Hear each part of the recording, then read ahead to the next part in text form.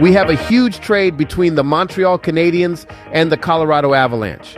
The Montreal Canadiens traded their 31st and 37th overall picks 2023 and Gianni Fairbrother for the 22-year-old center Alex Newhook.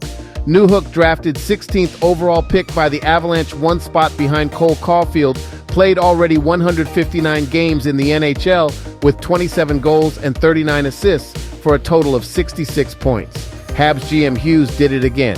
In Alex Newhook, Canadiens general manager Kent Hughes acquired a known commodity and a former client, yes, but he also acquired a project for his coach, and his coach is good at projects. Look what St. Louis did with Caulfield and Doc. About Alex Newhook, he's been a great player at every level he's played, and now he's trying to sort that out. Martin St. Louis said Tuesday, "How high is the ceiling? I think we're going to find out, and we're going to give him an opportunity to show us how high his ceiling can be.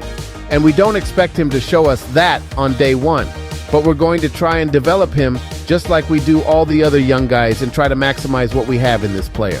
St. Louis adds, he is coming from an environment where everything he did was consequential. A team with Stanley Cup aspirations that couldn't afford to allow Newhook to play through mistakes and slumps. His spot as a second-line center was tenuous at best without a very long leash. He will get that leash in Montreal. For us, we're trying to develop our guys in an environment where we don't want to handcuff them, we don't want to suffocate them and overcoach them, but at the same time, they have a responsibility to show growth, St. Louis said. I think the growth comes with, sometimes to me, the mistakes are the first step of growth. This is the bet Hughes made in getting Newhook.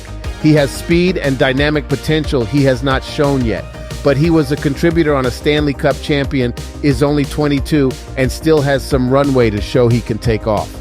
Was the price of the 31st and 37th pick in the draft a tad high? Perhaps.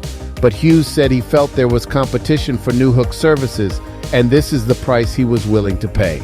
If Newhook hits, no one will care about those picks. If he doesn't, and Colorado winds up picking one or two players that do hit, the price will look bad. That's a risk-reward calculation Hughes clearly felt comfortable with, and it's impossible to know if that calculation was correct today. But Hughes also knows the tools he possesses to get the most out of Newhook. And the bet he made was not only on Newhook, but it was on those tools as well. If we can accelerate the timeline for us to compete for a Stanley Cup, absolutely, every day we'll try to do it. We just don't want to be short-sighted in that and chase something and find out we sacrificed the future in trying to do it. And we don't think we did in this case. We would like to hear from you about this trade.